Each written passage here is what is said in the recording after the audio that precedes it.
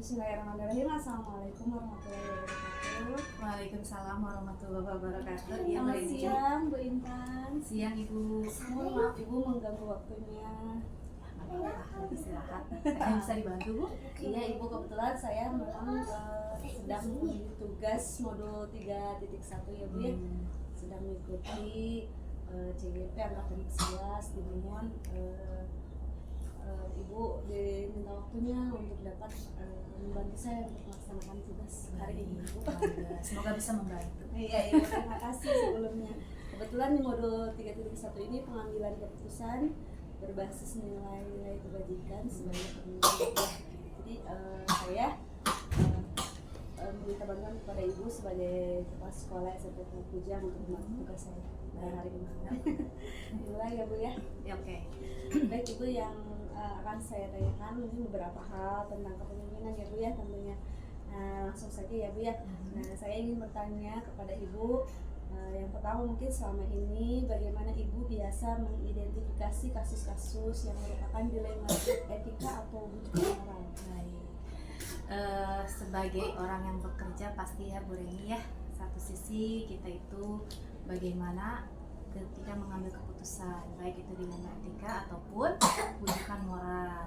Nah, saya di sini biasanya itu ada tim terlebih dahulu Bu. Jadi sebelum berita tersebut, misalnya suatu hal tersebut sampai kepada saya, ada tim manajemennya dulu di sini, yaitu bidang sarana prasarana ataupun kesiswaan. Yang mana beliau juga biasanya mendapatkan informasi segala sesuatunya itu bila berhubungan dengan siswa ya, maksudnya itu dari pembina OSIS ataupun juga mungkin guru-guru BK seperti itu. Jadi kalau memang berhubungan dengan guru, barulah itu saya dengan tim manajemen yang 2 orang itu sendiri. Jadi saya biasanya tidak langsung memutuskan begitu saja. Itu yang saya lakukan selama ini. Jadi ada beberapa tahapan ya. Betul sekali. Bentuk juga tim ya. Iya. Terima kasih. Nah, mungkin selama ini bagaimana Ibu menjalankan pengambilan keputusan di sekolah Ibu, terutama untuk kasus-kasus di mana ada 2 kepentingan yang sama-sama benar atau sama-sama mengandung nilai kebajikan. Iya. Yang pertama pasti kita lihat dulu ya, kasusnya itu apa, gitu kan? Karena segala sesuatu juga kita harus memutuskan dengan kepala dingin. Jangan dalam emosi, kegiatan apa dan sebagainya. Kita manusia itu kadang tidak lepas dari yang namanya penuh kecurigaan. Jadi selama ini saya melihat dulu apa yang terjadi pada saat itu, kemudian saya mencari informasi Bu. Karena segala sesuatunya begitu misalnya ada laporan dan sebagainya, saya tidak langsung ketok palu, enggak. Tapi ada proses yang harus saya lalui terlebih dahulu gitu, sehingga keputusan itu tidak sampai membuat suatu hal yang salah seperti itu. Jadi harus runtut ya Bu ya. Benar sekali. Jadi dari misalnya peristiwa yang sudah terjadi tersebut, bagaimana langkah-langkah atau prosedur yang dilakukan Ibu biasanya selama ini? Saya lakukan pendekatan Bu. Ya, kalau dengan siswa berarti saya ke kesiswaan, kalau dengan guru saya mendekati ke teman dekatnya, gitu kan. Sehingga kalau misalnya hal tersebut dilakukan langsung ke yang bersangkutan kan pasti ada suatu hal yang mungkin saja akan terjadi yang tidak diinginkan. Seperti itu sih Bu. Pada dasarnya jadi dikelok-kelok dulu. Iya betul. Baik Bu. Kemudian hal-hal apa saja yang selama ini Ibu anggap efektif? Komunikasi ya, nomor 1 komunikasi. Apapun itu berarti komunikasi ya Bu? Iya, segala sesuatunya dengan komunikasi insya Allah bisa diselesaikan. Nah, tentunya tuh hal-hal apa saja yang selama ini merupakan tantangan dalam pengambilan keputusan pada kasus-kasus dilema etika di sekolah. Pendekatan, kemudian rasa mencurigai, karena yang namanya saat ini saya sebagai manajemen di sekolah Pujang, untuk usia juga bisa dibilang kita hampir rata. Jadi kan secara ego Ya, pasti masing-masing ingin terlihat dan lain sebagainya. Disinilah biasanya saya berpikir, merenung bagaimana bisa merangkul teman-teman dengan yang masa kerjanya bisa dibilang lebih dari saya atau untuk yang baru masuk. Karena kan dua pemikiran, 2 generasi yang ada di antara di SMP Pujang ini kan, kalau misalnya salah dalam kita memberikan pengertian kepada yang baru atau kita kurang merangkul yang lama, itu kan juga tidak baik. Jadi ya pada dasarnya pendekatan, komunikasi, kemudian memberikan kesempatan yang sama, baik yang udah lebih lama atau senior ataupun juga kepada yang baru. Jadi pada dasarnya terbuka, welcome lah. Gitu sih kalau yang saya terapkan selama ini. Luar biasa Ibu, Masya Allah. Keren nih Ibu. Tentunya harus pakai strategi ya Bu, sebagai seorang pemimpin ya kita harus bisa masuk ke semua jenjang tentunya ya. Betul. Salah satunya manage. Betul. Manajemen. Nah, selanjutnya ya Bu, apakah Ibu memiliki sebuah tatkala atau jadwal tertentu dalam sebuah penyelesaian kasus dilema? Apakah Ibu langsung menyelesaikan di tempat atau memiliki sebuah jadwal untuk menyelesaikannya? Baik. Kalau dibilang jadwal kan yang namanya dilema itu kadang di luar prediksi kita kan, suatu kejadian atau kondisi itu kan.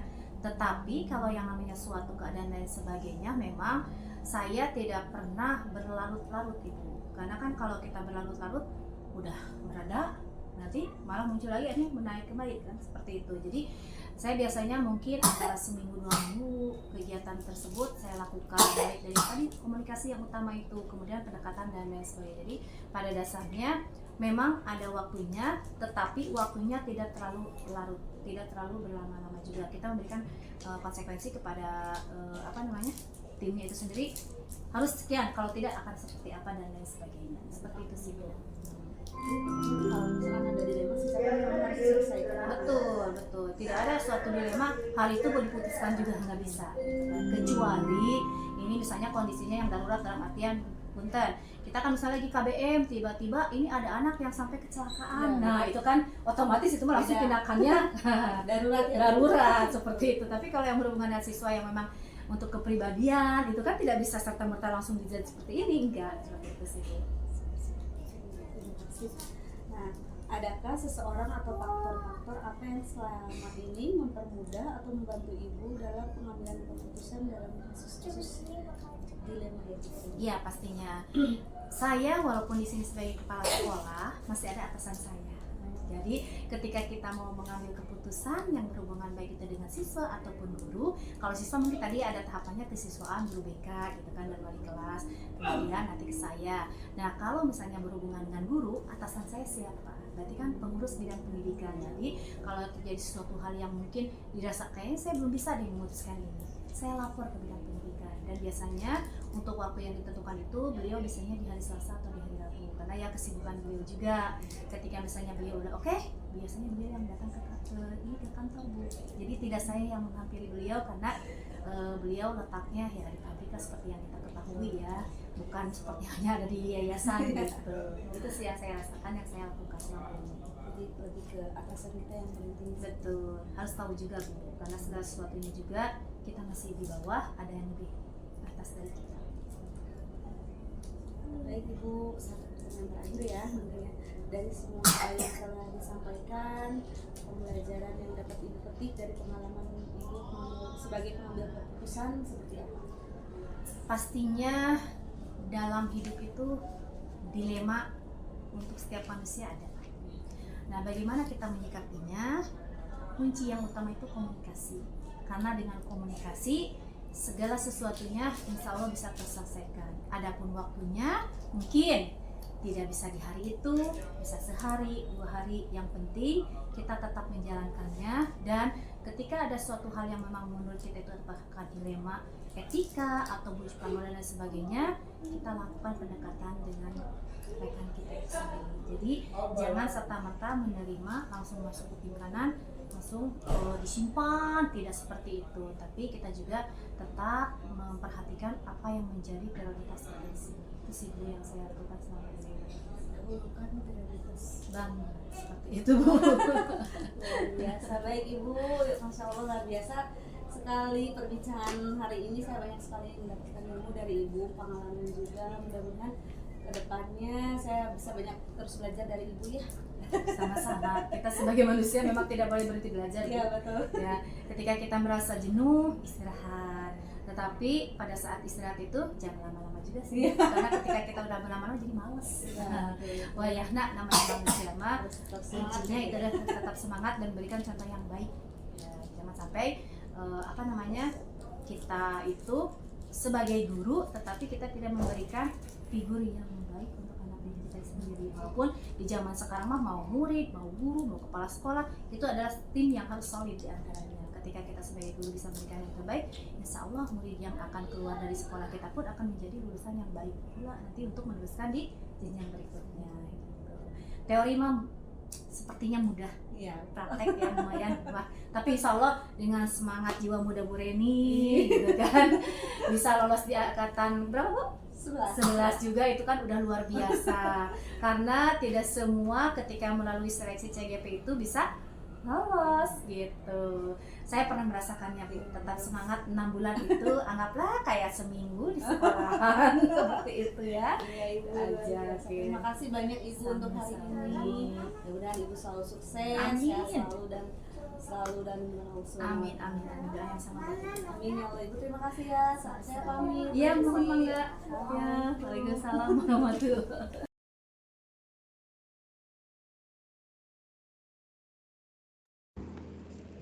Dalam memutuskan kasus dilema etika dan bujukan moral, kita harus dapat memilah apakah kasus itu masuk di dilema etika atau bujukan moral, karena dilema etika akan lebih sulit bagi kita dalam memutuskan dan memberi solusi, karena kedua kasus itu keduanya sama-sama benar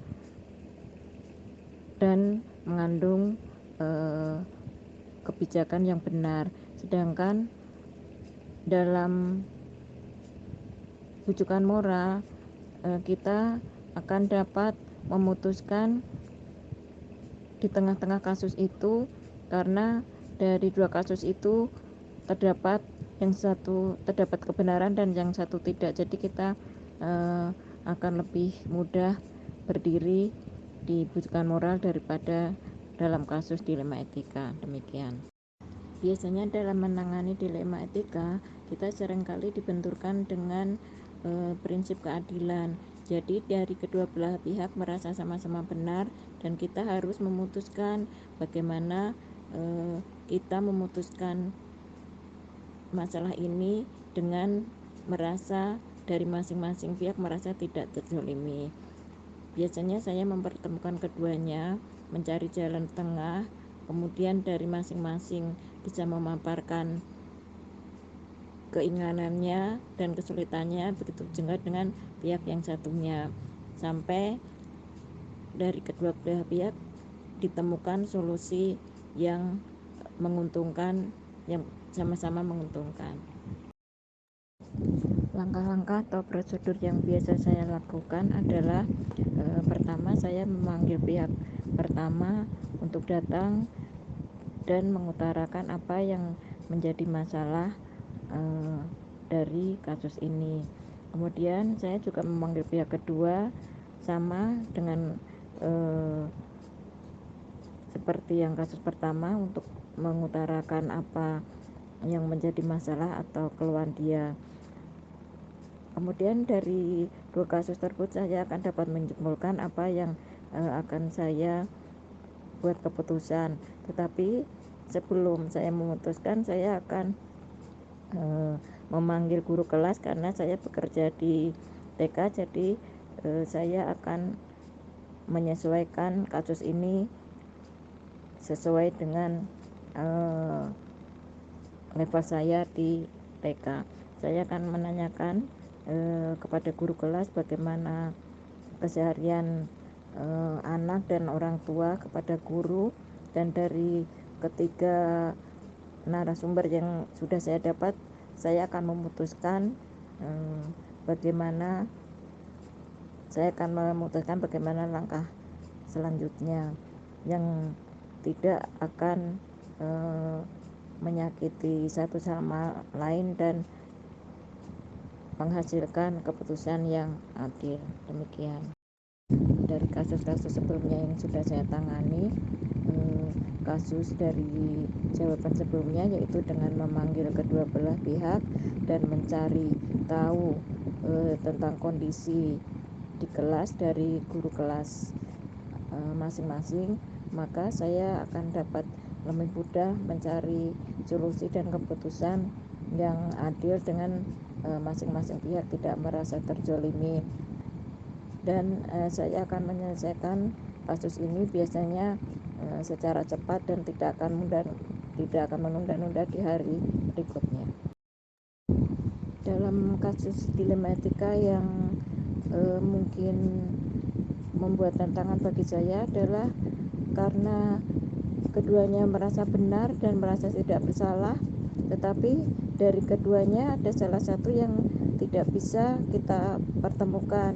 Yang satu sudah mau dipertemukan, tetapi yang satu pihak tidak mau dipertemukan karena dia merasa sudah benar. Nah, demikian itu yang biasanya menjadi tantangan, karena dalam memutuskan kasus tersebut akan lebih fair kalau keduanya dipertemukan, sedangkan dalam tantangan kita harus dapat mencari solusi dengan tidak hadirnya salah satu pihak. Sebenarnya dalam menangani penyelesaian suatu kasus, kami di sekolah kami sudah mempunyai SOP, yaitu bahwa kasus itu harus terselesaikan dalam 24 jam. Jadi kami sudah mempunyai alur tersendiri, dan alur itu sebenarnya sudah kami sampaikan kepada calon wali murid pada wawancara di saat mereka memasuki sekolah. Jadi sedikit banyak sebenarnya orang tua murid sudah tahu bahwa kita memiliki tata kelola atau jadwal dalam menangani kasus-kasus di sekolah. Demikian. Dalam mempermudah pengambilan keputusan, biasanya kita selalu mengadakan pertemuan dengan sesama guru, dan kita selalu membuka apakah tentang kejadian-kejadian di kelas masing-masing. Nah, dari situ saya akan dapat masukan dari guru-guru kelas, sehingga apabila terjadi masalah saya akan lebih mudah memutuskan. Demikian, terima kasih. Dari semua hal yang telah saya sampaikan di atas, saya dapat mengambil atau memetik pelajaran. Salah satunya adalah bahwa setiap lembaga atau sekolah wajib mempunyai SOP tentang cara bagaimana mengatasi kasus-kasus yang ada di sekolah, dan kita harus selalu mengupayakan adanya integrasi dengan semua guru-guru di sekolah, dan selalu mengadakan diskusi dan konsolidasi dengan komite yang ada di sekolah. Intinya bahwa di lembaga kita harus selalu mempunyai kerjasama dengan semua warga sekolah, baik itu kepala sekolah, guru, maupun komite sekolah.